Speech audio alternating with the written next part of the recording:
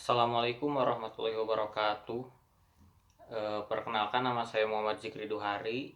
Pada kesempatan kali ini saya akan mempresentasikan tentang hukum tanah adat dalam mata kuliah hukum adat seperti itu ya. Di sini saya akan menjelaskan secara umum saja mengenai tanah adat, pengertian tanah, pengertian hukum adat, dan juga peran tanah adat dalam lingkungan masyarakat seperti itu ya. Oke, langsung mulai saja.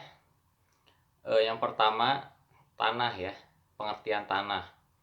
Jadi tanah itu adalah kebutuhan setiap manusia yang dimana manusia itu selalu berusaha untuk memilikinya gitu ya. Yang dimana tanah ini dapat dimiliki oleh siapa saja gitu ya, baik itu individu, masyarakat, ataupun kelompok. Ketika tanah menjadi warisan atau aset perusahaan, bahkan menjadi benda keramat, tentunya tanah itu mempunyai nilai ekonomis yang semakin banyak permintaan dan kebutuhan akan tanah gitu ya. Maka semakin tinggi nilai tanah juga tidak dapat terhindar, yang berakibat pada semakin tinggi konflik tanah gitu ya. Kebutuhan tanah yang bersifat pokok tentunya adalah mempunyai kedudukan yang tinggi bagi kehidupan manusia seperti itu ya. Sehingga di mana ia dilahirkan, dibesarkan, kemudian di mana ia tinggal, maka tentunya di situ juga lah dia akan meninggal kemudian hari seperti itu ya. Tentunya tanah sendiri memang mempunyai hak dan juga tersendiri gitu ya dalam pelaksanaannya, yang dimana ada berbagai banyak aturan yang di dalamnya mengenai tanah tersebut ya. Jadi itu mengenai pengertian tanah gitu ya, seperti itu. Kemudian yang berikutnya kita akan langsung lanjut ke yang berikutnya, itu hak ulayat masyarakat hukum adat. Jadi istilah hak ulayat itu secara etimologi ya, ini identik dengan arti wilayah atau kawasan ya. Nah, sedangkan hak itu adalah sesuatu yang dimiliki oleh seseorang ya, atau suatu kelompok gitu ya. Jadi objeknya itu kepada seseorang gitu ya, kalau hak itu. Nah, yang kita bahas saat ini bahwa istilah hak ulayat itu tidak ada satu rumusan pengertian hak ulayat secara jelas ya.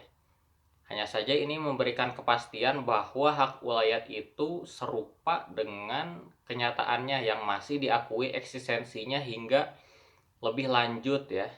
Karena hak ulayat itu memang harus diperhatikan dan dihormati dalam lingkungan masyarakat seperti itu ya.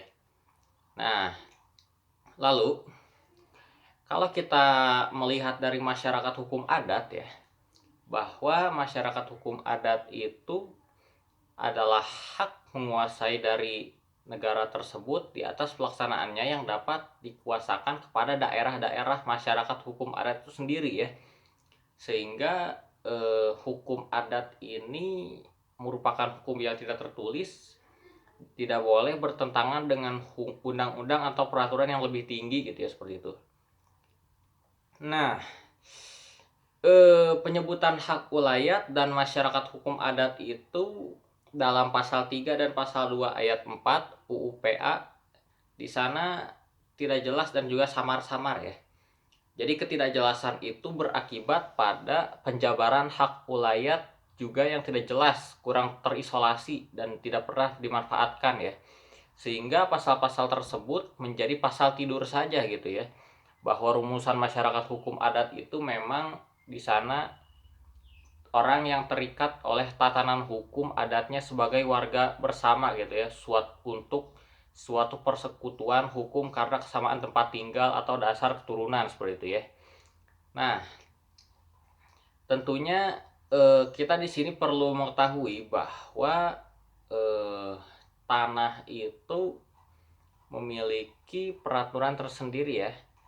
Jadi kalau misalkan kita melihat salah satu contohnya bahwa masyarakat hukum adat ini dengan tanah itu terdapat hubungan hukum ya, tentunya ini merupakan wewenang dan hak yang diatur menurut hukum adat setempat sendiri gitu ya, yang dimana itu bersifat keagamaan seperti itu. Nah, hubungan itu sudah ada ya sejak manusia ada di bumi ini, yang dimana dalam perkembangannya itu mengalami perubahan-perubahan yang sesuai dengan semakin tingginya intensitas kebutuhan manusia akan tanah. Jadi hubungan itu termasuk dalam hukum publik ataupun hukum perdata ya. Kalau misalkan dalam hukum publik itu merupakan tugas kewenangan untuk mengelola, mengatur, dan memimpin keperuntukan, penguasaan, penggunaan, dan pemeliharaan tanah wilayah itu sendiri gitu ya. Baik itu secara individu maupun secara bersama. Yang dimana tanah itu dimanfaatkan oleh bersamaan gitu ya, seperti itu. Adapun dalam bidang hukum perdata ya, ini meliputi hak kepunyaan bersama tanah ulayat yang bersangkutan gitu ya, secara individu. Yang dimana dalam bentuk masyarakat itu dapat berupa desa, marga, suku, dan istilah lain yang berlaku di wilayahnya masing-masing seperti itu ya.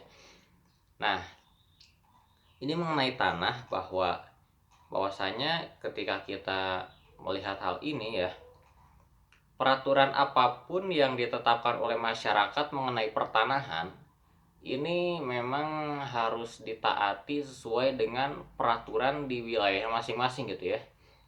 Karena nilai hukum yang tidak tertulis itu memang sudah menjadi kebiasaan sejak dulu ya, sehingga dalam hal ini peraturan yang ada dalam hukum pertanahan adat harus senantiasa ditaati oleh masyarakat yang berada di wilayahnya seperti itu ya.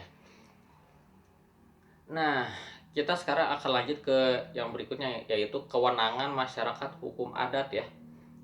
Yang dimana kewenangan masyarakat hukum adat ini didasarkan pada struktur masyarakat hukum adat yang menunjukkan adanya hubungan yang erat ya antara masyarakat dengan tanah gitu seperti itu ya.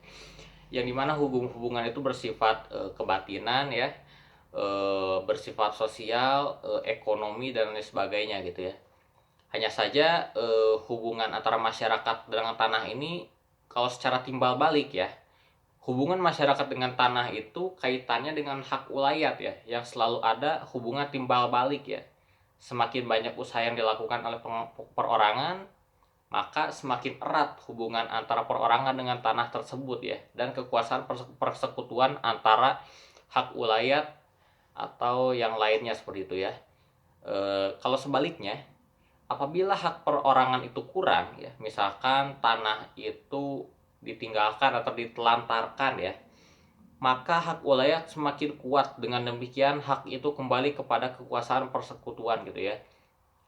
Jadi sangat penting bagi kita dalam menentukan eksistensi masyarakat hukum adat dan hak wilayah. Karena itu tentunya perlu mengetahui perumusan yang jelas ya mengenai batas-batas dalam kepemilikan tanah ini gitu ya. Supaya kewenangan masyarakat itu bisa bersifat konkret seperti itu ya.